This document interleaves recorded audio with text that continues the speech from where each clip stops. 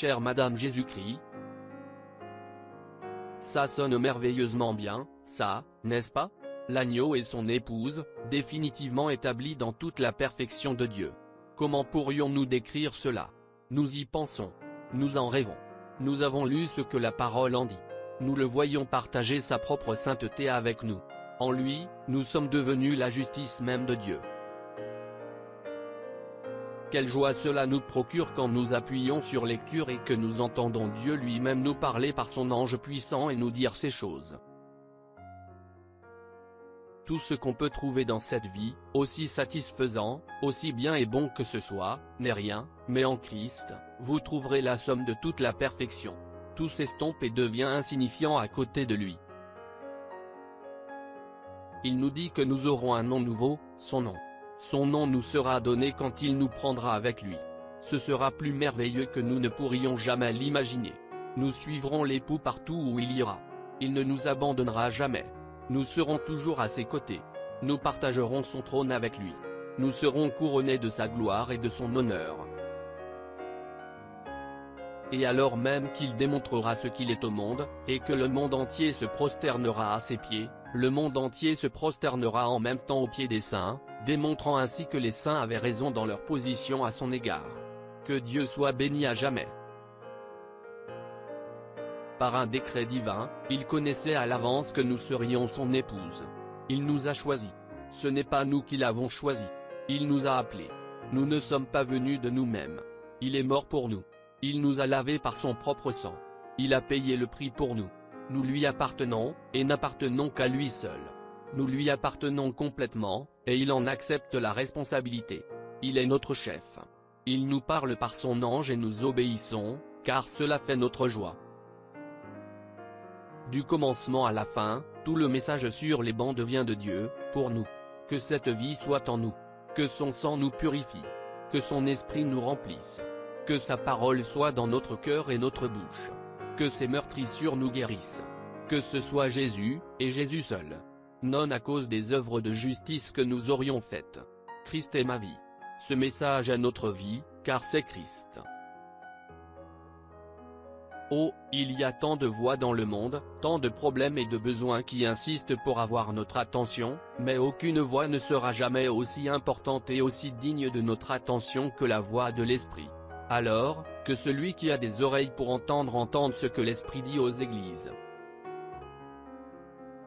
Dieu a une voix pour ce jour-ci. Cette voix a été confirmée par la colonne de feu comme étant la voix de Dieu. Il n'y aura jamais de voix qui soit aussi importante et aussi digne de notre attention que la voix sur bande pour aujourd'hui. Venez vous joindre à nous dimanche à midi, heure de Jeffersonville. Nous avons un sac rempli de miel. Nous allons le mettre sur le rocher, pas sur une quelconque église. Sur le rocher, Jésus-Christ. Et vous, les brebis, allez-y, léchez. Vous allez certainement vous rétablir sur le champ. Tous les maux causés par le péché disparaîtront quand vous lécherez le rocher. C'est tout ce que vous avez à faire, venir écouter la voix de Dieu nous dire tout à propos de l'âge de l'église de Philadelphie. Joseph Branham.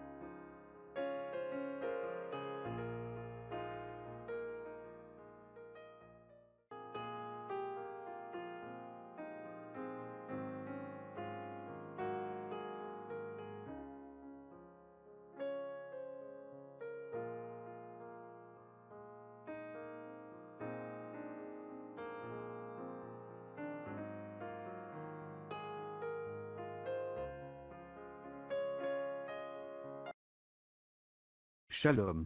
Si cette vidéo a été une bénédiction pour votre vie, aimez, partagez et abonnez-vous à notre chaîne YouTube. Dieu te garde, chers frères et sœurs. Quiero amarte, Señor, y sentir la paz excelsa de tu amor.